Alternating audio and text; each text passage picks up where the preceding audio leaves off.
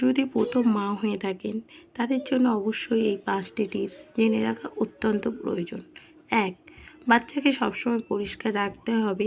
Tissue দিয়ে ভালো করে সারা শরীর পরিষ্কার করে মুছতে হবে বা উষ্ণ গরম জল করে তাতে সুতির ন্যাকড়া ভিজিয়ে ভালো করে পরিষ্কার করতে হবে। হাত দুটো বিশেষ করে পরিষ্কার রাখতে হবে, কারণ তারা বারবার হাতটা মুখে দেয় বা মুখের মধ্যে দেওয়ার পরে তাতে প্রচুর জীবাণু যায়।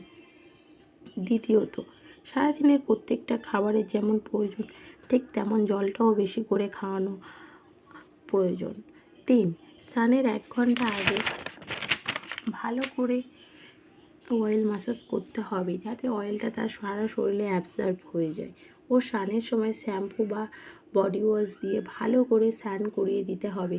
স্নানের সময় ভালো করে লক্ষ্য রাখতে হবে যাতে বাচ্চার কানে, নাকে, মুখে না জল ঢুকে যায়, কারণ যদি ওই শ্যাম্পু জল মুখে কোনোভাবেই ঢুকে যায় তাহলে তার পটি হওয়ার সম্ভাবনা থাকে। আর স্নান করানোর পর পরিষ্কার ধোয়া জামা কাপড় পরাবেন। 5. যেটা আপনার বিশেষ করে লক্ষ্য রাখতে হবে যাতে তার বিছানা বা শোয়ার জায়গাটা ভালোভাবে পরিষ্কার থাকে। বিছানা কোনো ধুলোবালি না